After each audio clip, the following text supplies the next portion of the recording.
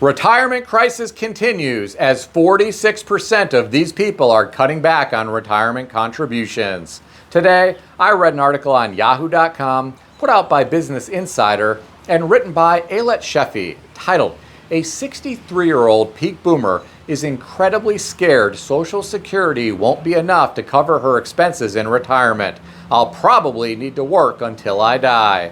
The author of the article referenced a woman who is 63 years old who lost her job during the pandemic and ran through her savings. Her and her husband are a year and a half from retirement age, but she said she will probably need to work until she dies because they have no money. Here are my thoughts. My heart goes out to this woman and her husband who are struggling financially.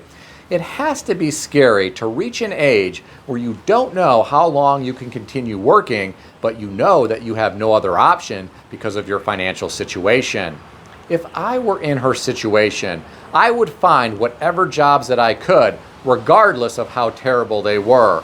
I would make sure that I continued working until age 70 so that I could take delayed Social Security and get the largest check for life.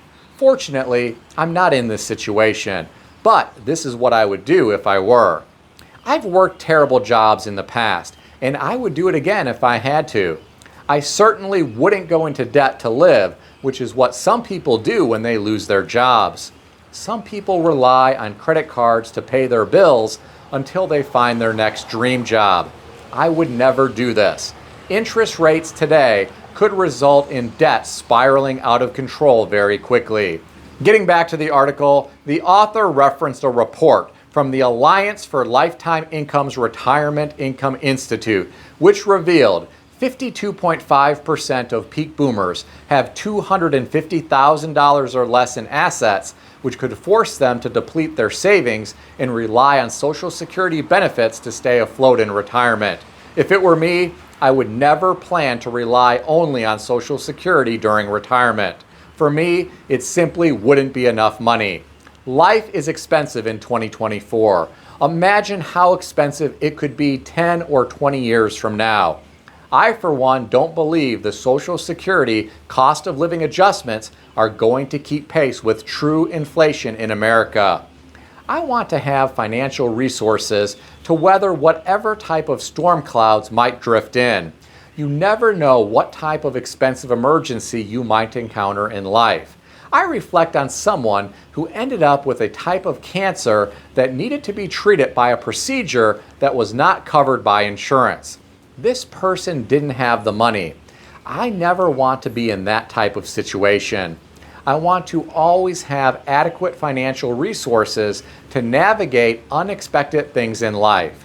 Getting back to the article, the author referenced this 63-year-old woman as saying that she will get $1,800 from Social Security when she retires, but it won't cover her rent, groceries, and prescriptions.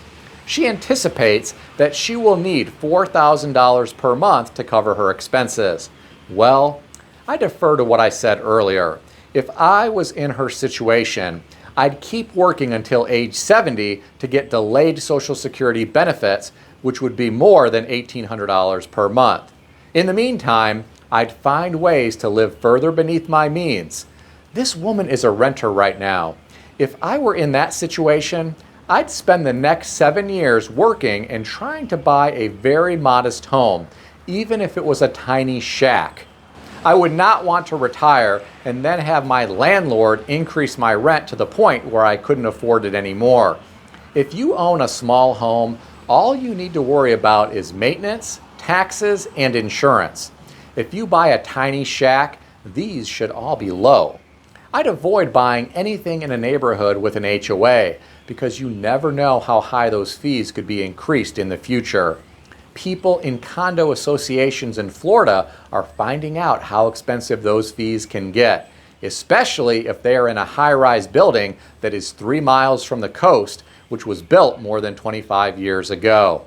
I've heard about some condo owners who are on the hook for 6-figure condo special assessments. That could be devastating to someone on a fixed income.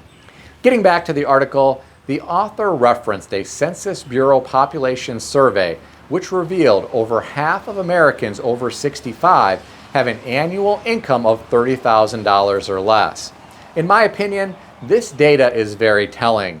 It paints a picture about what is going on with older people here in America, and it is tragic.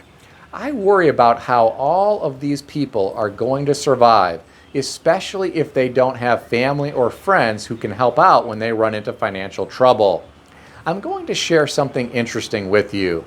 The author of this article said this 63-year-old woman has years of experience in the workforce, but she hasn't been able to find full-time work despite applying for dozens of jobs. She said many of her peers are struggling with the same dilemma. They can only find low-wage, entry-level jobs. I hate to say it, but ageism may be playing a factor here.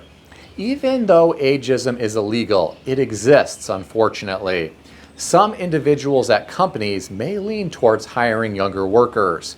It is unfortunate because older workers often have decades of experience which could benefit a company. Many often have a certain level of maturity which could also benefit the corporate culture. I read some of the comments beneath this article. I'll share some of them with you. One commenter said, "Social Security is not a retirement plan. It was never intended to be a retirement plan. You need savings and other pensions. Being reckless has consequences." I'll chime in on that one. We don't know if this woman was reckless.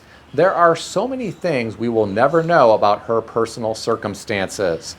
The next commenter said, "She didn't pay attention in Economics 101.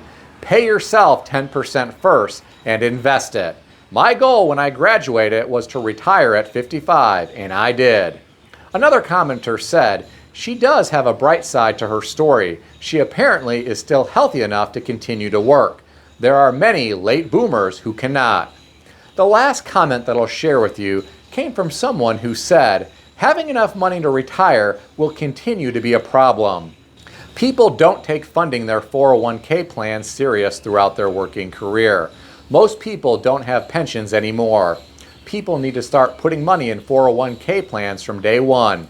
I agree with this commenter completely. Unless you have another plan, such as buying investment real estate that is going to generate cash flow for you during retirement. Even with that, there are risks. What do you think about all of this? Share your thoughts in the comment section below. I read another interesting article today about retirement.